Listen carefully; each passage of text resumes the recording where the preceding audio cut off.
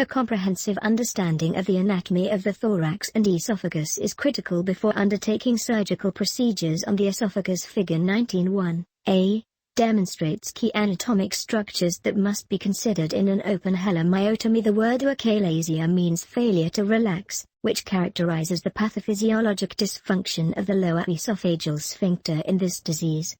The sustained high-pressure zone is believed to be due to denervation or dysfunction of the nerves in Auerbach's plexus, which leads to the loss of inhibitory effects of these ganglia on the muscles of the lower esophageal sphincter. Initiation of swallowing is normal, however. The esophagus cannot empty properly, which leads to varying degrees of dysphagia. Typical symptoms include edinophagia, foul breath, regurgitation of undigested food, and the patient describing a sensation of food getting stuck in his or her lower chest. Late symptoms result from the sequelae of continued aspiration and include hoarseness, pneumonitis, pneumonia, and lung abscess. Diagnosis is based on patient symptoms and objective testing. Barium esophagram will show a mild to severely dilated esophageal body with a characteristically smooth bird beak tapering at the distal esophagus. Manometry is the gold standard for diagnosis of achalasia and will show a loss of propulsive contractions in the esophageal body. Resting pressures at the lower esophageal sphincter can be normal to elevated with incomplete or completely absent relaxation upon swallowing.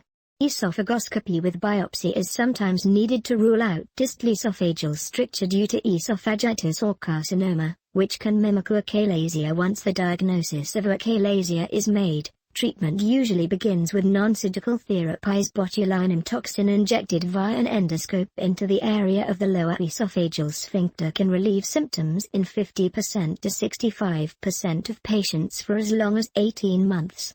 Most have recurrence of symptoms beyond this time. Pneumatic or forceful bowel dilation of the lower esophageal sphincter has a long-term success rate approaching 70%. The gold standard for treatment of achalasia is surgical myotomy, with long-term success rates of 90% to 95%. Patients are usually treated with 1 or 2 attempts of non-surgical therapies before being referred to a surgeon for myotomy. Those who are poor surgical candidates can be treated non-surgically. Indefinitely informed consent is obtained from the patient who is given nothing by mouth. 8 hours before the procedure, general endotracheal anesthesia is administered. For this procedure, the patient is placed in the lateral decubitus position with the right side down and secured to the operating table. The bed can be bent at the 7th to 8th intercostal space to facilitate exposure. The skin is prepped with bovidine iodine, betadine, from the top of the shoulder superiorly to the iliac crest inferiorly, then between the midline anteriorly and spinous processes posteriorly. A muscle-sparing mini-thoracotomy incision measuring 8 to 10 cm is placed in the 7th intercostal space. Figure 19(1)B. The serratus anterior muscle is separated to expose the intercostal muscles, which are removed from the superior aspect of the 8th rib to enter the chest. A rib retractor is placed. A size 40F to 44F Bowgie or Maloney dilator is placed by the anesthesiologist to facilitate dissection. The inferior pulmonary ligament is divided and the lung is retracted. Cephalad, the mediastinal pleura overlying the esophagus, is incised from the gastroesophageal junction to the inferior pulmonary vein to expose the esophagus. This segment of esophagus is mobilized anteriorly if only a myotomy is planned, or is completely mobilized and encircled with a Penrose drain if an antireflux procedure is added to the myotomy. Figure 19(2). Care should be taken during this dissection not to injure either vagus nerve located at the lateral margins of the distal esophagus. Usually the vagus nerves are adherent and should not be mobilized. See Figure 19(2), BC.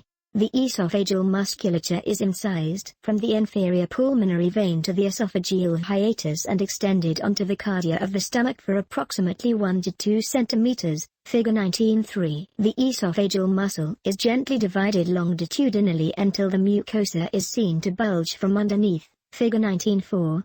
A right-angle clamp or peanut dissector is used to raise the muscular wall from the mucosa over approximately 50% of the esophageal circumference. Care must be taken not to enter the esophageal lumen through the mucosa, for the surgeon to inspect mucosal integrity.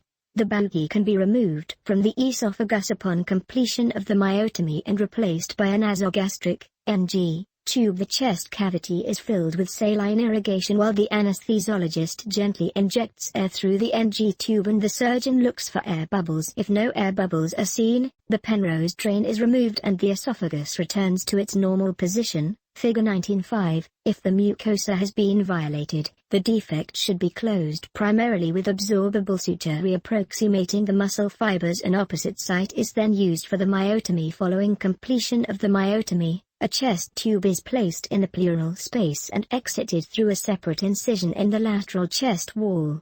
Antireflux procedure, if added, is either a Belsey Mark IV, 270° Nissen, 360°, or Door, 180°. Most surgeons add an antireflux procedure but no individual technique has proven superior. Figure 19.6. The rib retractor is removed, and interrupted zero-vicryl sutures are placed around the 7th and 8th ribs. For closure of the chest cavity, muscle layers are reapproximated with running 2-0 absorbable suture. The skin is closed with staples or a running 4-0 absorbable stitch. The chest tube is secured with a 2-0 silk drain stitch. Figure 19.7. After recovery from anesthesia, the patient can be taken to a FLO or bed.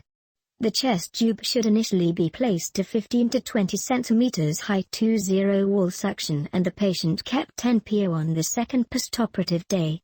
A contrast esophagram is obtained to ensure there is no leak from the myotomy site. With no leak present, a diet is initiated. If no esophageal leak is found, the lung is fully expanded. If there is no air leak present in the chest tube, the tube is removed. Patients are usually ambulatory by the second postoperative day and discharged to home by the third postoperative day without fundoplication. Approximately 60% of patients report symptoms of reflux, most of which can be managed medically. Most surgeons therefore add an antireflux procedure to the myotomy. No technique has proven superior, but most avoid a 360° fundoplication because of its higher rate of dysphagia. In prospective studies, laparoscopic helomyotomy has been shown to achieve comparable outcomes with open surgery, with longer operative time and shorter hospital stay. Long-term follow-up has demonstrated satisfactory outcomes in 80% to 90% of cases. Patients with esophageal dilation of up to 6 cm have had patient satisfaction of greater than 90% from a laparoscopic helomyotomy. Patients with a sigmoid esophagus should be considered for myotomy first, then esophagectomy if symptoms do not resolve. Studies have demonstrated good to excellent patient satisfaction in 54% to 71% of patients at 7 to 11 years follow-up with myotomy of the sigmoid esophagus.